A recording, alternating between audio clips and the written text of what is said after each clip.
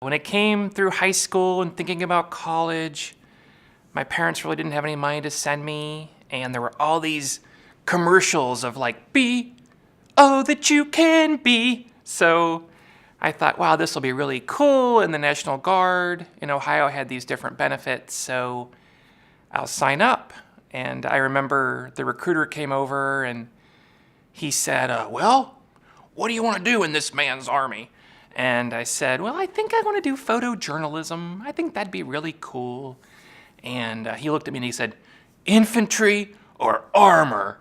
And I said, but this pamphlet had infantry or armor. So I didn't want to walk a lot, so I had to pick armor. I knew something was different about me when I was like 5 or 6 years old, and I had done some cross-dressing and was just really confused and kind of hated myself. And I grew up in a Christian situation and felt like I had to be a man, and the army was a way for me to man up. And I thought maybe it would somehow cure me of some of my issues. It was 87, so it was Reagan administration, and the Reagan administration, he had put out some proclamation that said that homosexuality was incompatible with military service. So I remember being asked if I was gay on some form with the recruiter early on. I wasn't totally sure what my orientation was, but I just knew I should say no.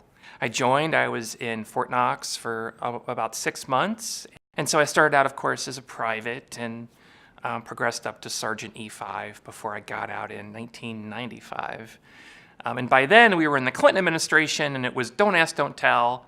There were maybe 160 folks in the unit, and there were 2 or 3 people that everybody knew was gay, and we just really didn't talk about it. Of course, figured out that I wasn't ever really cured of this issue of gender identity, and when I was thinking about all this, the term transgender didn't even exist. I didn't officially really accept myself as a transgender person until 2013, and then I began the process of coming out. I got my nursing degree, I got my social work master's degree.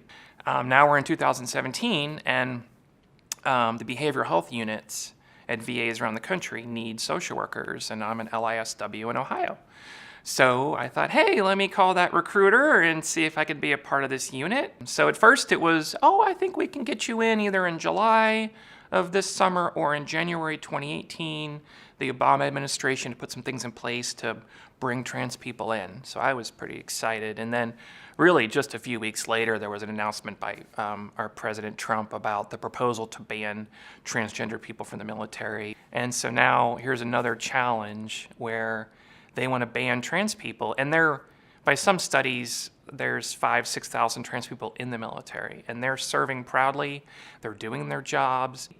And these people are like any other soldier. They just want to do their job and do it well, have pride in what they do, and serve the country. You know, a lot of gay people, a lot of queer people grow up in the shadows, grow up with guilt and shame for who they are, feel like they have to hide. They think, well, maybe this is a sin. Maybe I am disordered, like it used to say in the DSM. Maybe these people are right. I was told that I was a sex addict and made to feel sort of like a pervert.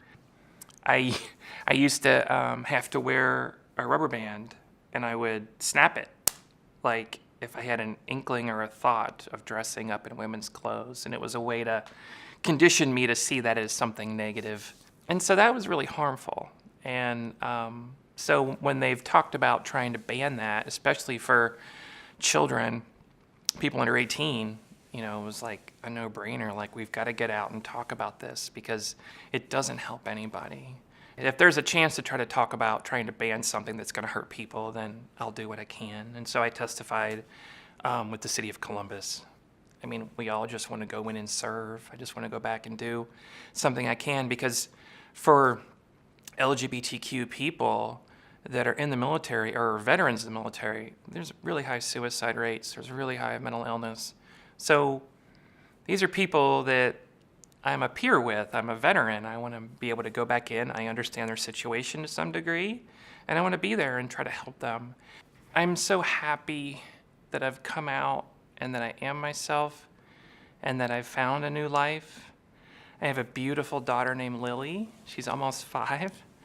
And I have a wonderful wife named Jennifer. And I've got stepchildren, Bailey and Lucy.